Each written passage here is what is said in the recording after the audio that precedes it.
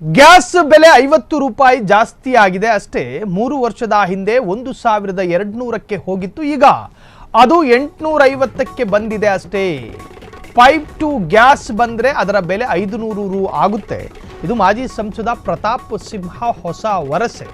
Gas ಬೆಲೆ ಹೆಚ್ಚಳ ಜನರಿಗೆ ಹೊರೆ ಅಲ್ವಾ, ಈಗ ಅದು 850ಕ್ಕೆ ಬಂದಿದೆ ಅಷ್ಟೇ. ಪ್ರತಾಪ್ ಸಿಂಹರ ವರಸೆ ನೋಡಿ, ಪೈಪ್ ಟು ಗ್ಯಾಸ್ ಬಂದ್ರೆ ಅದರ ಬೆಲೆ 500 ರೂಪಾಯಿ ಆಗುತ್ತೆ. ಇದು ಮಾಜಿ ಸಂಸದ ಪ್ರತಾಪ್ ಸಿಂಹರಾವ್ ಹೊಸ ವರಸೆ. ಗ್ಯಾಸ್ ಬೆಲೆ ಹೆಚ್ಚಳ ಜನರಿಗೆ ಹೊರೆ ಅಲ್ವಾ, ಸಮರ್ಥನೆಗೂ ಒಂದು ಮಿತಿ ಬೇಕಲ್ವೇ ಪ್ರತಾಪ್ ಸಿಂಹ. ಗ್ಯಾಸ್ ಬೆಲೆ ಹೆಚ್ಚಳ ವಿಚಾರವಾಗಿ ಸಮರ್ಥನೆಗೂ ಒಂದು ಮಿತಿ ಬೇಕಲ್ವೇ ಪ್ರತಾಪ್ ಸಿಂಹ. ಸೊ ಇದು ಪೈಪ್ ಟು ಗ್ಯಾಸ್ ಬಂದರೆ ಅದರ ಬೆಲೆ ರು ಆಗುತ್ತೆ, ಅಂದರೆ 500 ರು ಆಗುತ್ತೆ.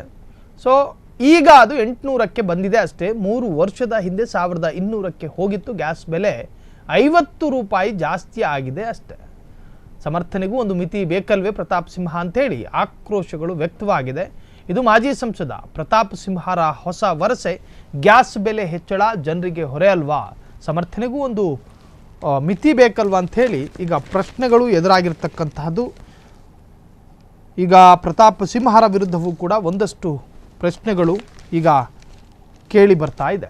ಕ್ಷಣ ಕ್ಷಣದ ಸುದ್ದಿಗಳಿಗಾಗಿ ಫ್ರೀಡಂ ಟಿವಿ ಸಬ್ಸ್ಕ್ರೈಬ್ ಮಾಡಿ, ಲೈಕ್ ಮಾಡಿ ಹಾಗೂ ಫಾಲೋ ಮಾಡಿ. ಹೊಸ ಸುದ್ದಿಗಳ ನೋಟಿಫಿಕೇಶನ್ಗಾಗಿ ಬೆಲ್ ಐಕಾನ್ ಮೇಲೆ ಕ್ಲಿಕ್ ಮಾಡಿ.